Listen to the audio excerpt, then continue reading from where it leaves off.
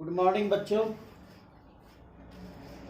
आज हम लोगों का पाठ से ग्रामर में ना क्या पढ़ना है, सेंटेंस पढ़ना है ग्रामर में। चलिए शुरुआत करते हैं सेंटेंस से। तो चूंकि हम लोग हिंदी भाषी हैं, पहले हम लोग इसको हिंदी में समझ लेते हैं, उसके बाद इसको इंग्लिश में ट्रांसलेट कर देंगे। तो हिंदी में हम लोग वर्णमाला पढ़े होंगे, वर्णमाला, और इसी वर्णमाला को अंग्रेजी में क्या कहते हैं, अल्फाबेट। इसी वर्णमाला को अंग्रेजी में क्या कहते हैं, अल्फाबेट। हिंदी में कहते हैं वर्णमाला। और वर्णमाला में हम लोग क्या क्या पढ़े हुए हैं, क ख, है ना। ये सिलसिलेवार ढंग से पढ़ते पढ़ते हम लोग कहाँ तक पहुंचे हैं, अक्षर व्योम पर पहुंचे हैं। फिर अ आ पढ़े हैं, अ आ पढ़ते पढ़ते कहाँ तक पहुंचे हैं, अंग आह तक पहुंच जाते हैं ना। और ये अल्फाबेट है। अल्फाबेट हम लोग कहाँ से पढ़ते हैं, ए से इसकी पढ़ाई शुरू करते हैं और कहाँ तक चले जाते हैं, जेड तक चले जाते हैं। ये जो प्रत्येक ए बी सी डी को लिखते हो आप, इसको क्या कहते हो, इसको लेटर कहते हैं। अंग्रेजी में इसको क्या कहते हैं, लेटर कहते हैं। और हिंदी में जो क ख है, इसको क्या कहते हैं, इसको अक्षर कहते हैं। क्या कहते हैं इसको हिंदी में, अक्षर कहते हैं। तो भाई सबसे पहले आते हैं कि जो वर्णमाला में जो अक्षर है, अक्षरों का जब हम मेल करते हैं, अक्षरों के मेल करने से हमारा शब्द का निर्माण होता है। जैसे क है, क के साथ ब जोड़ दिए, इसमें कितने अक्षर हैं, ये पहला अक्षर है और ये दूसरा अक्षर है। इन दो अक्षरों के मिलने से क्या बन गया, शब्द का निर्माण होता है। अक्षरों के मेल से किसका निर्माण होता है, अक्षरों के मेल से शब्द का निर्माण होता है। उसी तरह जो लेटर है, लेटर का जब मेल होता है, लेटर्स यानी इसमें लेटर मिल गए, लेटर का जब मेल होता है तो वर्ड का निर्माण होता है। लेटर का मेल होता है तो किसका निर्माण होता है, वर्ड का निर्माण होता है। तो वर्ड क्या है, जैसे ये वर्ड क्या कहोगे आप, शब्द का अंग्रेजी क्या होता है, वर्ड होता है। तो लेटरों के मिलने से वर्ड का निर्माण होता है, अक्षरों के मिलने से शब्द का निर्माण होता है। दोनों तो एक ही चीज है। एक तरफ हम हिंदी में बोल रहे हैं, एक तरफ हम इंग्लिश में बोल रहे हैं। जब कई अक्षर मिलते हैं, कई शब्द मिलते हैं, शब्दों का वैसा समूह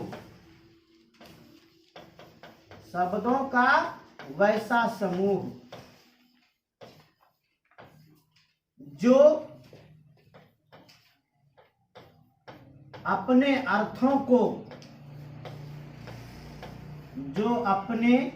अर्थों को स्वतः ही स्पष्ट कर दे, स्वतः ही स्पष्ट कर दे।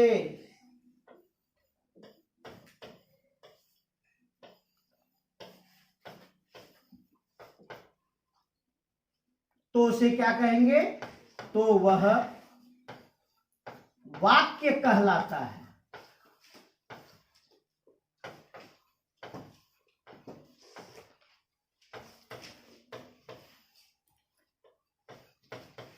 ये किसका परिभाषा है, ये वाक्य का परिभाषा है।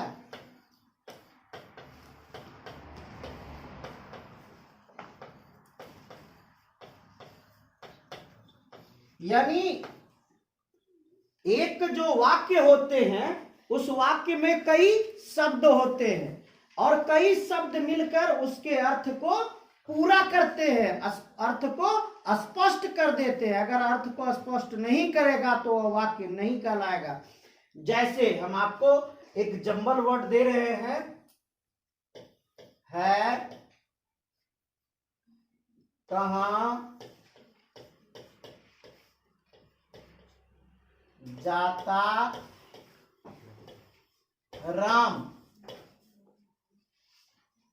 अब आप बताइए, इसमें भी तो कई वर्ड हैं, इसमें भी तो शब्दों का समूह है, ये शब्दों का समूह है, लेकिन अर्थ को स्पष्ट कर रहा है क्या? है कहाँ जाता राम क्या है? अर्थ को स्पष्ट कर पाता है? अर्थ को स्पष्ट नहीं कर पाता है। अर्थ स्पष्ट नहीं हो रहा है, अतः यह वाक्य नहीं है।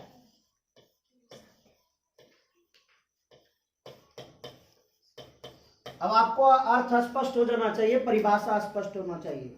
क्या?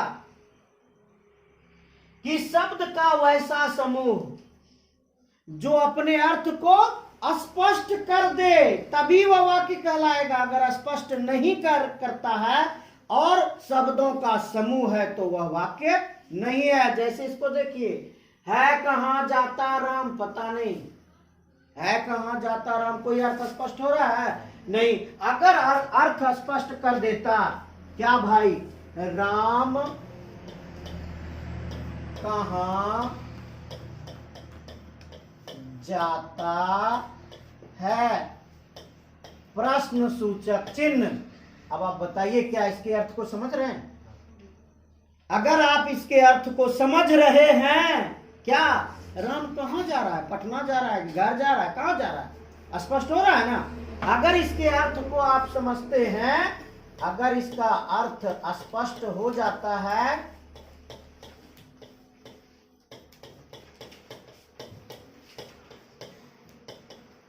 तो यह एक वाक्य है, यह एक वाक्य है। इसी को तो इंग्लिश में पढ़ना, व्हाट इज सेंटेंस या डिफाइन सेंटेंस। इसका क्वेश्चन क्या बन गया? Define sentence.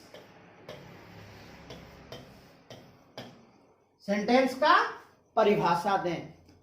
तो हमने क्या लिखा था, देखिए जरा वहां देखें, शब्दों का वैसा समूह, समूह ग्रुप, शब्दों का words, A group of words, शब्दों का समूह हो गया जो अपने अर्थों को स्वतः स्पष्ट कर दे, which give the actual sense by itself is called sentence. क्या परिभाषा लिखें? A group of words which, चलिए आपको अच्छा से दे देते हैं, आप समझिए, विच क्लियर इट्स मीनिंग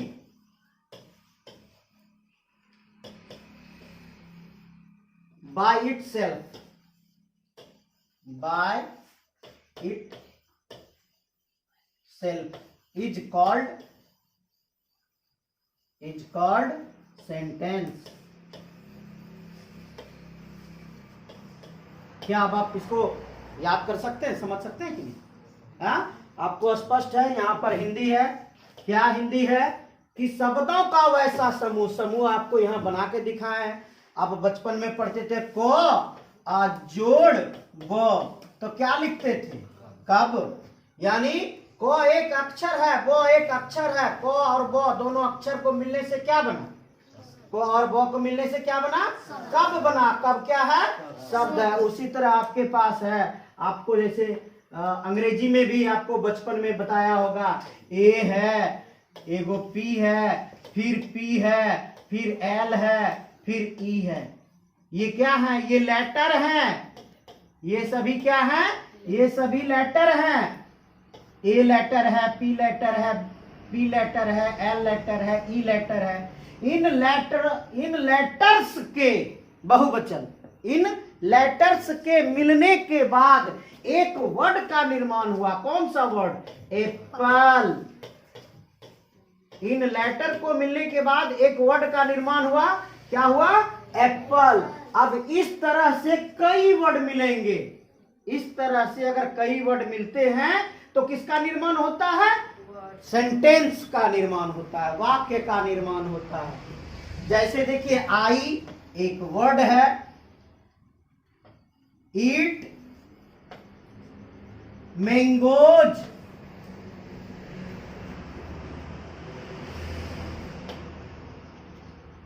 मैं एक से अधिक आम खाता हूं ना, तो आई ईट मैंगोज, ये एक वर्ड है,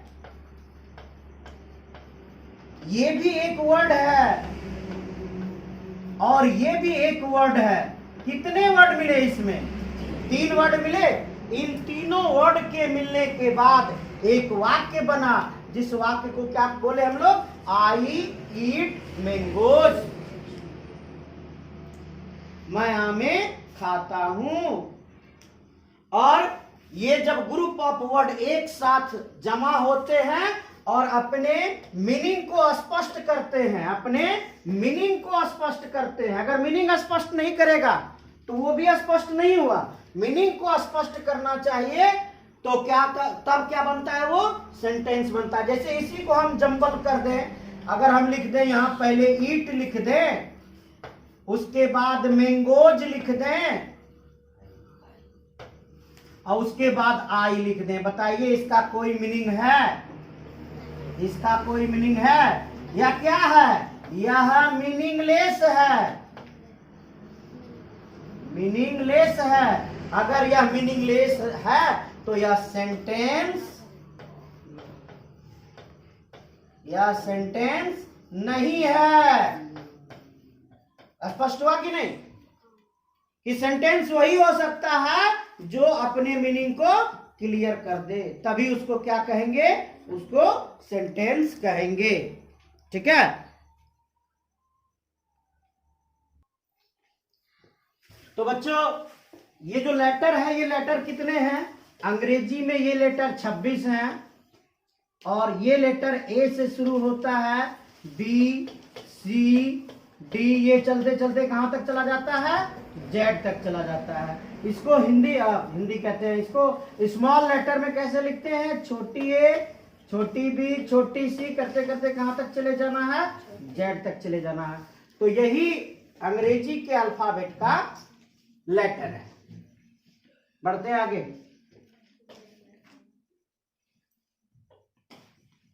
अब आपको एक वाक्य लिख रहे हैं, जंबल वाक्य, इसको समझाने का प्रयास आपको करते हैं।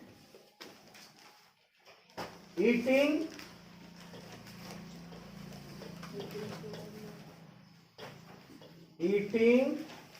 दी इज कैट। ये क्या है? ये जम्बल्ड वर्ड्स हैं। जम्बल्ड वर्ड्स का अर्थ होता है कि जो वर्ड प्रॉपर स्थान पर नहीं है, ये वर्ड अलग अलग स्थानों पर है और इसे सजाना है। अभी यह सेंटेंस नहीं है, अभी यह सेंटेंस नहीं है। सेंटेंस क्यों नहीं है? क्योंकि इसका प्रॉपर मीनिंग नहीं है, इसका प्रॉपर मीनिंग नहीं है। जब प्रॉपर मीनिंग इसका निकलेगा तब यह सेंटेंस मिलेगा, तब यह सेंटेंस बन जाएगा। तो प्रॉपर मीनिंग निकालने के लिए क्या करना होगा? इसको जो वर्ड है इसको सही स्थान पर सजाना होगा। तो ये द कैट इज ईटिंग।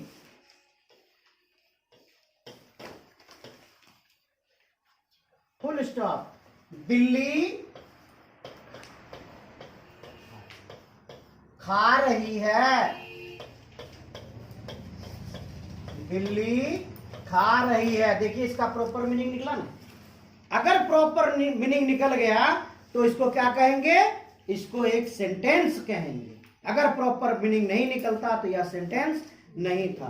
तो सेंटेंस को लिखने का तरीका होता है, सेंटेंस को जो लिखने का तरीका होता है वो तरीका क्या है कि sentence always start with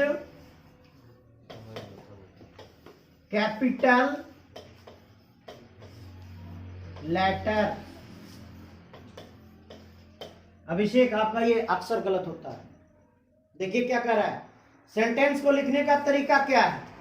sentence को लिखने का तरीका है, जब भी शुरुआत करेंगे सेंटेंस का जो हमेशा शुरुआत करते हैं, ऑलवेज मीनिंग हमेशा, सेंटेंस मीन्स वाक्य, वाक्य का हमेशा, स्टार्ट मीन्स शुरुआत, विद मीन्स साथ, वाक्य का जो हमेशा शुरुआत करेंगे कहां से करेंगे? कैपिटल लेटर से करेंगे। आप गौर कीजिए, यहां पर गौर कीजिए, आप इस कैट को देखिए, इसका जो स्पेलिंग लिखा हुआ है, सी किस लेटर में है? सी आपका स्मॉल लेटर में है। तो हमको क्या करना चाहिए था? यहां स्मॉल से शुरू करना चाहिए था। सॉरी, हम स्मॉल के बारे में बोल रहे हैं, डी के बारे में, डी के बारे में बोले कि डी जो है ये कहां आया है? शुरुआत में आया है ना, तो यहां ये स्मॉल में लिखा हुआ है टी, तो हमको यहां स्मॉल में लिखना चाहिए? जी नहीं, हम लोग जो सेंटेंस का शुरुआत कर रहे हैं डी से कर रहे हैं, तो इसका जो प्रथम अक्षर जो टी है, यह टी किसमें होगा? यह टी कैपिटल लेटर में होगा। हमेशा इसको ध्यान रखना है। और सेंटेंस के बीच में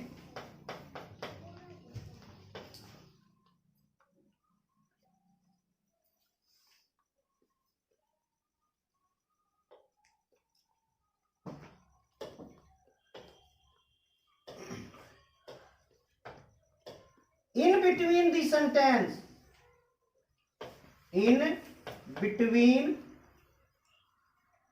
the sentence,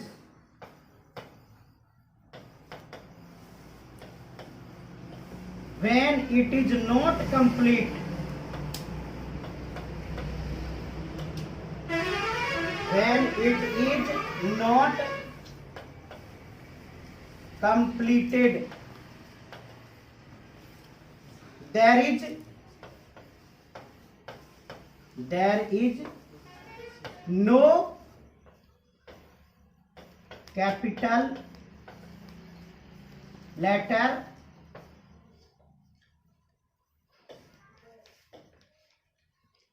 there is no capital letter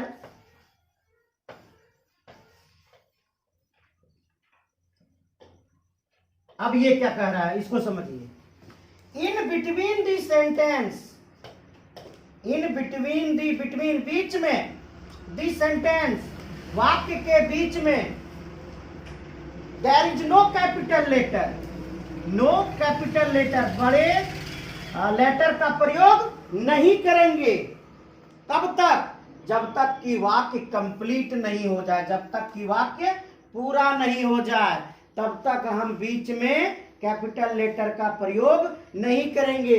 कुछ अपवाद में है, कुछ अपवाद में है, जैसे कि नाम, नेम अगर आ गया बीच में तो उसका जो फर्स्ट लेटर होगा, फर्स्ट लेटर किसमें होगा?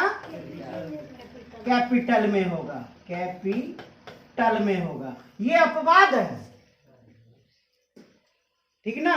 लेकिन वैसे अगर सेंटेंस पूरा नहीं होता है, अगर सेंटेंस पूरा नहीं हुआ है, तो उसके बीच में आप कैपिटल लेटर नहीं घुसा सकते। आपकी ये गलती है ना, आप लोगों की ये बहुत सारी गलतियां होती है। ये वाक्य इसमें क्या हो जाता है? अधूरा रह जाता है।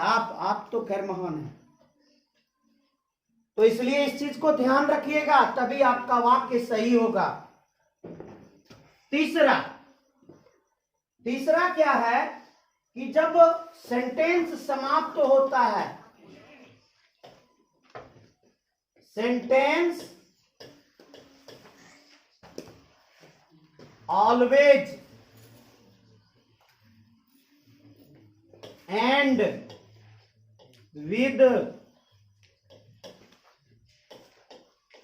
Punctuation mark. ये क्या है भाई? ऑलवेज, हमेशा। सेंटेंस, वाक्य, सेंटेंस, वाक्य, ऑलवेज, हमेशा, एंड, समाप्त, विद, साथ, पंचुएशन मार्क। पंचुएशन मार्क मतलब होता है विराम चिन्ह। विराम चिन्ह। आप क्या करते हो जब हिंदी में वाक्य लिखते हो, वाक्य जब समाप्त हो जाता है क्या करते हो? पूर्ण विराम देते हो ना, कि नहीं देते हो? उसी तरह इंग्लिश में भी अगर आप सेंटेंस लिख रहे हो, सेंटेंस आपका समाप्त होता है तो आपको विराम चिन्ह देना होगा। वो किस पर निर्भर करता है? वो निर्भर करता है वाक्य की स्थिति पर कि वाक्य कैसा है। मैं खाता हूं, मैं खाता हूं, ये कैसा वाक्य है? तो ये पॉजिटिव वाक्य है, साधारण वाक्य है। तो इसका क्या करते हैं हम लोग? क्या करते हैं? इसमें पूर्ण विराम दे देते हैं ना। हिंदी का वाक्य है तो क्या देंगे? पूर्ण विराम देंगे। अगर वही इंग्लिश का वाक्य होता आई ईट, तो आप क्या करते? आप फुल स्टॉप देते। आप क्या करते? आप फुल स्टॉप देते। अगर फुल स्टॉप नहीं देते हैं तो ये अधूरा क्वेश्चन, अधूरा वाक्य है। आपको हर हाल में वाक्य को पूरा करने के लिए फुल स्टॉप देना ही पड़ेगा। अगर फुल स्टॉप वाला नहीं है, अगर क्वेश्चन ये करा व्हाट डू यू ईट, तुम व्हाट क्या ईट खाते हो, ये कैसा वाक्य है? ये क्वेश्चन वाला वाक्य है ना। अगर ये क्वेश्चन वाला वाक्य है तो आपको यहां क्वेश्चन मार्क देना होगा। ये क्वेश्चन वाला वाक्य है, आपको क्वेश्चन मार्क देना होगा। हुर्रे, हुर्रे, हुर्रे क्या है? हम लोग खुशी से बोलते हैं ना। जब हम लोग मैच को जीतते हैं तो हम लोग क्या करते हैं? हिप हिप हुर्रे बोलते हैं ना। तो हुर्रे जो बोलते हैं हम लोग खुशी से बोलते हैं। विस्मयादि बोधक चिन्ह यहां पर आपको इस तरह से देना होगा। वी हैव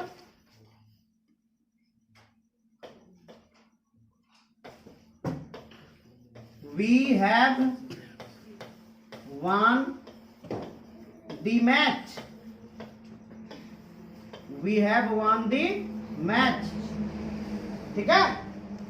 तो जब सेंटेंस तब तक पूरा नहीं होता है जब तक आप उसमें पंचुएशन मार्क्स नहीं दे देते हो। आपको हर हाल में पंचुएशन मार्क्स देना पड़ेगा। बात समझ में आई? चलिए, तो आपको हम कुछ वाक्य दे रहे हैं जंबल वर्ड वाला, उसको बनाना है।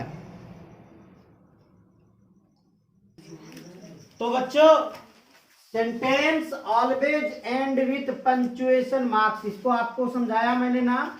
लेकिन पंचुएशन मार्क्स कैसे देंगे?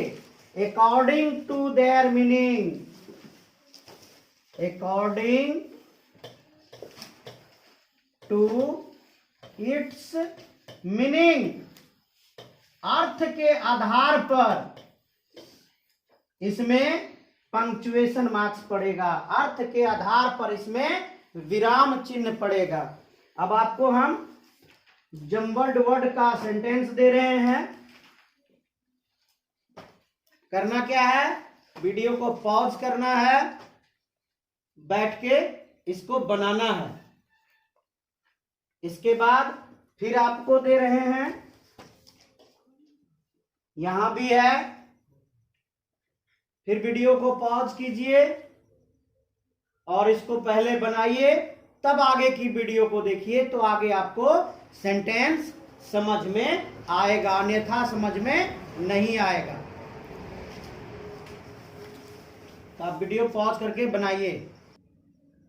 उम्मीद करते हैं आप लोग वीडियो पॉज करके बना लिए होंगे। अब हम आपको बताते हैं क्या क्या आप गलती किए हैं। हम इसके उत्तर को लिख रहे हैं, आप देखेंगे। डी चेस्ड दी कैट डॉग, कैट बिल्ली, डॉग कुत्ता, चेस्ड पीछा करना। तो बिल्ली और कुत्ता में कौन किसका पीछा करेगा? तो कुत्ता बिल्ली का पीछा करेगा। The dog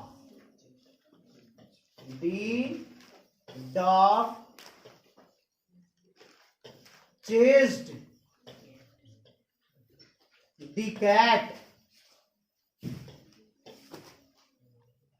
full stop।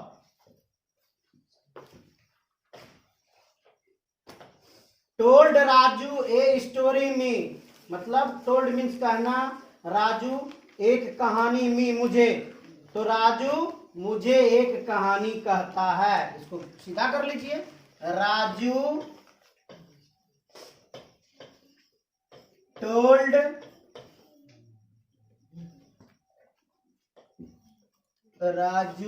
Told me. ये तो आपका सब्जेक्ट हो गया, वर्ब हो गया, ऑब्जेक्ट हो गया, शेष जो बचा पीछे डाल दीजिए।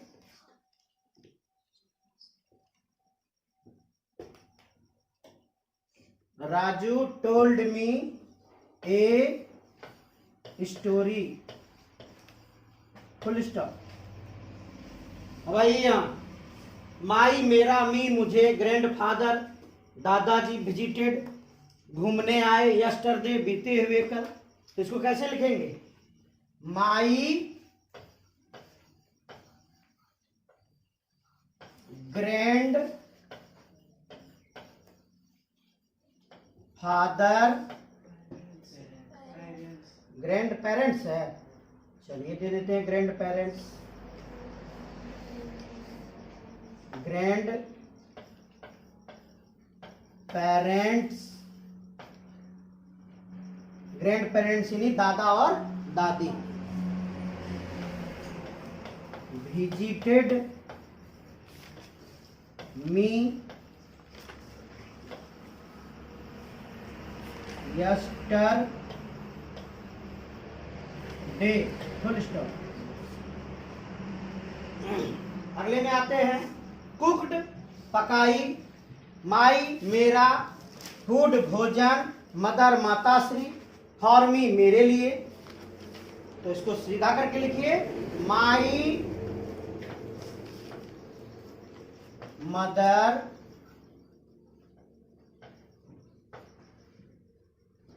कुक्ड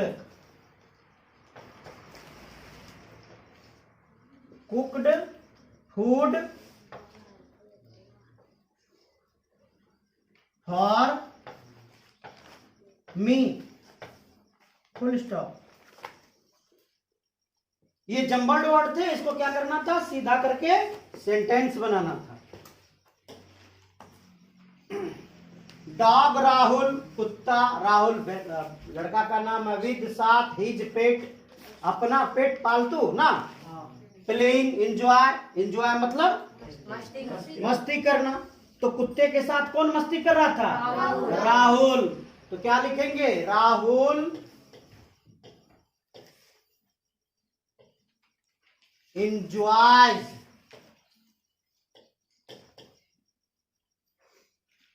playing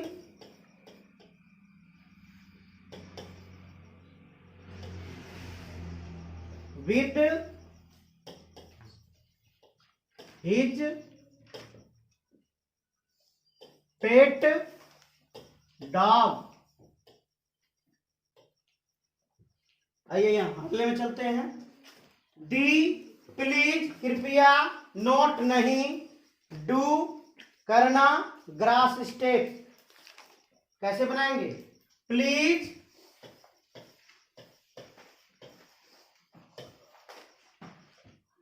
डू नॉट,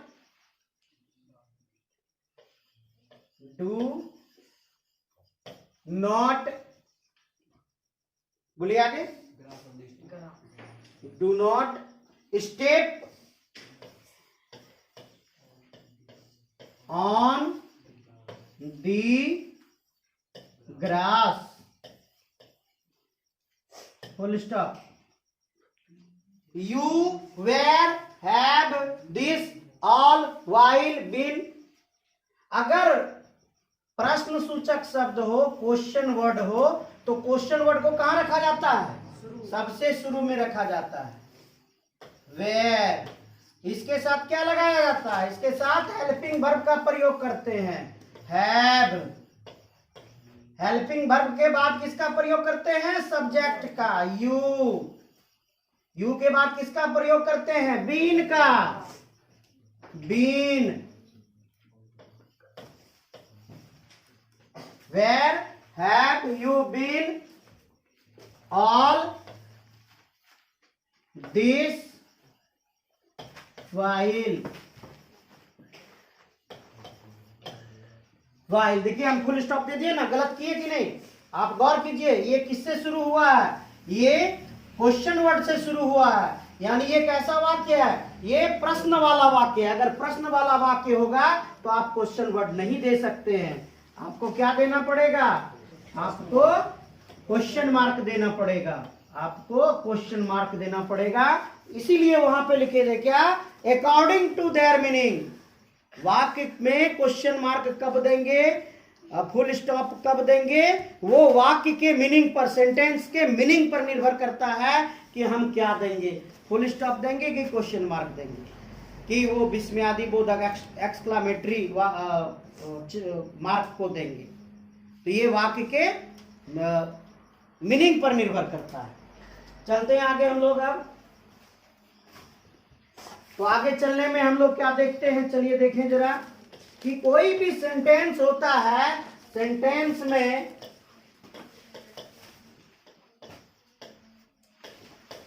दो पार्ट होते हैं, दो भाग होते हैं।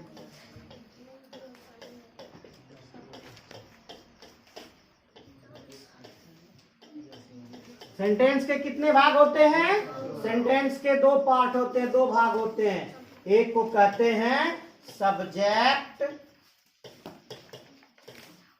और दूसरे को कहते हैं प्रेडिकेट।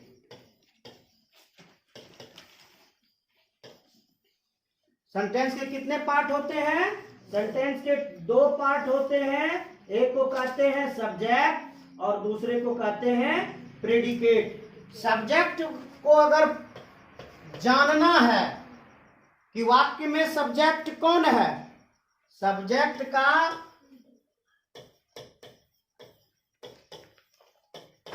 पता लगाना है,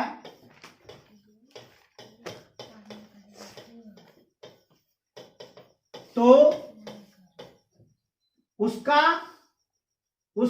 उसमें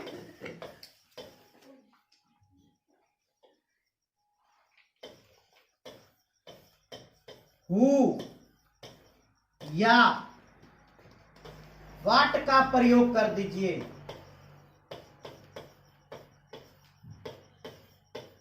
प्रयोग करें, आपको किसका पता लग जाएगा? आपको सब्जेक्ट का पता लग जाएगा। Ram is eating, Ram is eating. Question लगाइए, who is eating, who is eating. Sorry, यहां फुल स्टॉप होगा, यहां क्वेश्चन मार्क होगा। हु इज ईटिंग, इसका उत्तर क्या निकलता है? इसका उत्तर निकलता है राम। हु इज ईटिंग, कौन खाना खा रहा है? तो राम खाना खा रहा है। राम इज ईटिंग, इसका उत्तर क्या निकला? राम। तो हु का जो उत्तर निकला, इसी उत्तर को क्या कह देते हैं? सब्जेक्ट कह देते हैं। तो किसी भी वाक्य में सब्जेक्ट का पता लगाने के लिए हम हु और व्हाट का प्रयोग कर देते हैं। हु और व्हाट का प्रयोग करने के बाद जो उसका उत्तर निकलेगा वह क्या कहलाएगा? सब्जेक्ट कहलाएगा। यानी राम क्या है? राम सब्जेक्ट है। और सब्जेक्ट को छोड़कर, अब इसको दूसरे रंग से हम कर देते हैं, सब्जेक्ट को छोड़कर जो शेष बचा उसको क्या कहेंगे? उसको प्रेडिकेट कहेंगे। उसको क्या कहेंगे? प्रेडिकेट कहेंगे। यानी वाक्य में दो ही भाग होते हैं, एक भाग को सब्जेक्ट कहते हैं, दूसरे भाग को प्रेडिकेट कहते हैं। सब्जेक्ट का पता लगाने के लिए हु या व्हाट का प्रयोग करते हैं, उसका जो उत्तर निकलेगा वो सब्जेक्ट कहलाएगा। उसको छोड़कर जो शेष बचेगा पूरे को हम क्या कह देंगे? प्रेडिकेट कह देंगे। पूरे को क्या कहेंगे बाबू? प्रेडिकेट कहेंगे। अब आपको कोई दिक्कत तो नहीं होगा? सब्जेक्ट को ढूंढने में कोई दिक्कत तो नहीं होगा? सब्जेक्ट को ढूंढने के लिए आसान सा तरीका है, क्या कर देंगे? क्वेश्चन हु और व्हाट। हु और व्हाट का जो उत्तर निकला वो क्या कहलाएगा? सब्जेक्ट कहलाएगा। सब्जेक्ट को अलग कर दीजिए, शेष जो बचा सारा क्या है? सारा प्रेडिकेट है। तो आपको दो चार वाक्य दे देते हैं, दो चार वाक्य में आप सब्जेक्ट और प्रेडिकेट को अलग करके खुद ब खुद रख लीजिएगा जी। तो हम लोग थोड़ा सा इस पार्ट को देखें कि प्रेडिकेट की विशेषता क्या है और सेंटेंस की विशेषता क्या है। ये आपका प्रेडिकेट की विशेषता है और ये आपका सेंटेंस की विशेषता है। चलिए देखें जरा। प्रेडिकेट इन ए सेंटेंस, वाक्य में प्रेडिकेट क्या करता है? Tells about the action. Predicate क्या कहता है वाक्य में? कि क्या एक्शन लिया जा रहा है, किसके द्वारा? सब्जेक्ट के द्वारा। यानी प्रेडिकेट सब्जेक्ट के एक्शन को बताता है, सब्जेक्ट के कार्य की महत्ता को बतलाता है। ये कार्य की महत्ता को बतलाना, सब्जेक्ट के कार्य की महत्ता को बतलाना किसका कार्य काम है? प्रेडिकेट का। प्रेडिकेट हमेशा क्या करता है? सब्जेक्ट के कार्य की महत्ता को दर्शाता है कि सब्जेक्ट क्या कर रहा है, कर्ता क्या काम कर रहा है। जो इसको दर्शाएगा वह क्या कहलाएगा? प्रेडिकेट कहलाएगा। प्रेडिकेट में एट लीस्ट, कम से कम, एट लीस्ट मीन्स कम से कम, वन वर्ब, एक वर्ब होगा, वर्ब क्रिया। कम से कम एक वर्ब निश्चित होगा, बिना वर्ब का प्रेडिकेट नहीं रह सकता है। कम से कम एक वर्ब जरूर होगा और हो सकता है ऑब्जेक्ट हो भी और ना भी हो, उसमें कोई दिक्कत नहीं है। ऑब्जेक्ट हो भी सकता है और ऑब्जेक्ट नहीं भी हो सकता। ऑब्जेक्ट किसको कहते हैं? कर्म को, जिस पर क्रिया का फल पड़े, कर्म को ऑब्जेक्ट कहते हैं। तो एक वर्ब तो एकदम फाइनली होना ही होना है, कम से कम। किसमें? प्रेडिकेट में। आइए अब सब्जेक्ट की विशेषता को देखें कि generally noun and pronoun. Noun क्या होता है भाई? संज्ञा। और प्रोनाउन क्या होता है? सर्वनाम। यूज्ड एज सब्जेक्ट, सब्जेक्ट जैसा व्यवहार होता है। सब्जेक्ट जैसा व्यवहार लगभग किसका होता है? नाउन का। सामान्यतः संज्ञा और सर्वनाम, नाउन एंड प्रोनाउन का व्यवहार सब्जेक्ट के रूप में होता है। कभी कभी आप देखिएगा कि जो सब्जेक्ट होगा सब्जेक्ट एक शब्द का नहीं होगा, सब्जेक्ट एक से अधिक शब्द का भी हो सकता है। Ram and Shyam are eating, Ram and Shyam are eating. तो राम एंड श्याम कितने वर्ड हो गए? और दोनों सब्जेक्ट है, ठीक ना? दोनों सब्जेक्ट हैं, क्योंकि Ram and Shyam are eating. खाना खाने का एक्शन कौन कर रहा है? राम और श्याम। आपको बताया थे ना कि हु लगा के इसका उत्तर ढूंढना है। हु मीन्स कौन? तो खाना कौन खा रहा है? राम एंड श्याम। उसका उत्तर मिला राम एंड श्याम। तो राम एंड श्याम को क्या बोल देंगे? सब्जेक्ट बोल देंगे। इसका कहने का यही तात्पर्य है कि सब्जेक्ट एक या एक से अधिक शब्दों के मिलने से भी बन सकता है। अब आप लोग आइए आगे। ये आपको क्वेश्चन कह रहा है अंडरलाइन द सब्जेक्ट, कि ये जो वाक्य दिए गए हैं इस वाक्य में सब्जेक्ट को अंडरलाइन कीजिए। एंड सर्किल द प्रेडिकेट, और जो प्रेडिकेट है उसको घेर दीजिए इन दिस सेंटेंस, वाक्य में। यानी वाक्य में जो सब्जेक्ट है उसको अंडरलाइन कर दीजिए और जो प्रेडिकेट है उसको घेर दीजिए। ठीक है, तो ये आप वीडियो पॉज कीजिए। वीडियो पॉज करने के बाद उसको पुनः बनाइए और बनाने के बाद फिर आगे वीडियो को आप देखेंगे।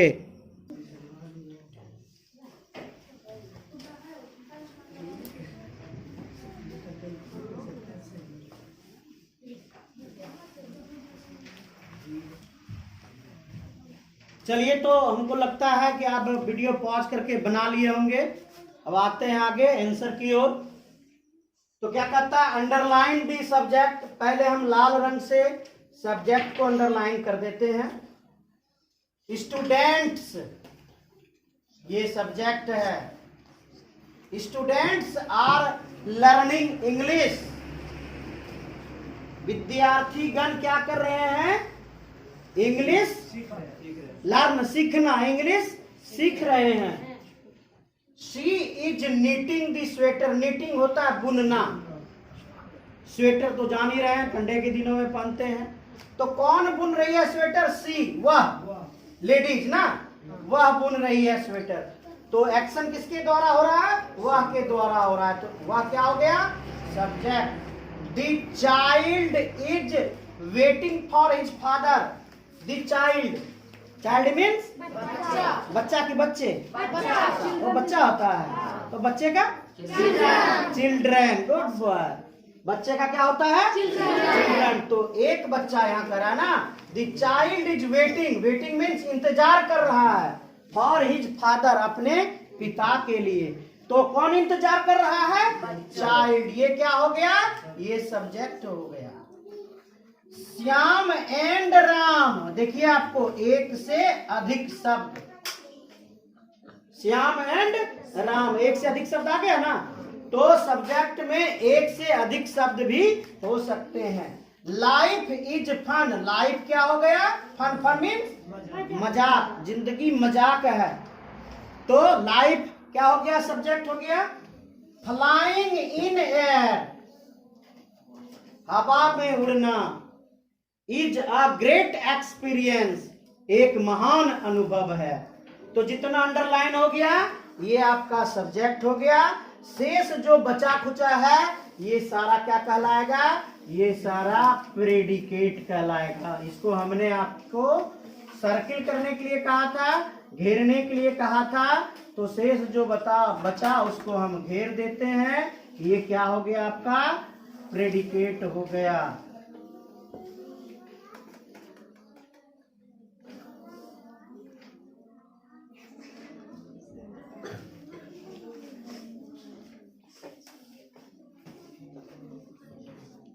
अब देखिए, इसको ध्यान में रखिएगा। ये दो वाले में ना, सब्जेक्ट वाले में अक्सर बच्चा थोड़ा गलती करता है। आपको एक उदाहरण और दे रहे हैं। Rana sir is teaching grammar. Rana sir is teaching grammar. अब आप इसमें गौर कीजिएगा। तो हाँ, कहीं छूटा क्या? अच्छा, ING छूटा, ING छूटा था ना। ठीक है, चलिए। तो यहाँ आप देखिएगा कि यहाँ सब्जेक्ट ऐसा नहीं कि राणा सब्जेक्ट हो गया, ये पूरा सब्जेक्ट है एक से अधिक शब्द का। तो पूरे राणा सर जो हो गए ये क्या कहला गए? सब्जेक्ट कहला गए। ये सब्जेक्ट कहला गए। तो प्रेडिकेट कौन हुआ? तो प्रेडिकेट कौन हुआ? Is teaching grammar. चलिए, हमको उम्मीद है कि आपको बहुत कुछ समझ आ जाएगा अगर वीडियो को 2-3 बार देखिएगा। अगर देखने में अच्छा लगे तो सब्सक्राइब जरूर कीजिएगा। उसके बगल में जो लाल बटन है उसको जरूर दबाइएगा ताकि आपको मेरा नोटिफिकेशन जाता रहे। धन्यवाद।